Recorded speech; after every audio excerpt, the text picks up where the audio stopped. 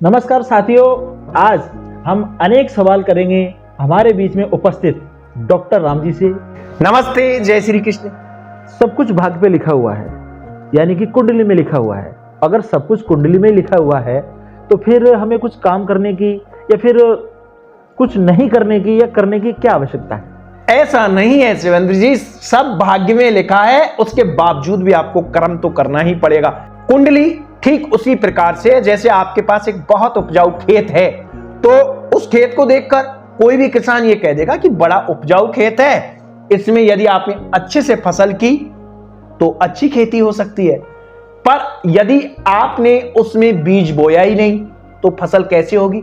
बिल्कुल, कर्म तो आपको करने पड़ेंगे ना। इसी प्रकार से एक ज्योतिषाचार्य किसी भी जातक की जन्म कुंडली को देखकर यह बता सकता है कि जातक ने उक्त कर्म किए, यानी ये काम किए, इस क्षेत्र में इसको बड़ी सफलता मिल सकती है, या ये बता सकते हैं कि जातक की जन्म कुंडली कैसी है। लेकिन मित्र, आपको कर्म तो करने ही पड़ेंगे। बिल्कुल। मैं इसको आपको गूगल मैप के माध्यम से समझाऊं। गूगल मैप क्या काम करता है ये समझ लीजिए। आपको दिल्ली जाना है, अब दिल्ली जाने के लिए आपने गूगल मैप का सहारा लिया। अब गूगल मैप आपको यही तो बताएगा कि आप इस रास्ते में जाइए, इस रास्ते में जाइए, ये चलिए, इधर चलिए, इधर इस रास्ते से चलोगे आप तो जल्दी दिल्ली पहुंच जाओगे। लेकिन गाड़ी तो आपको ड्राइव करनी पड़ेगी, आपको चलना तो पड़ेगा। गूगल मैप आपको सीधा तो उठा के दिल्ली नहीं ले जाएगा।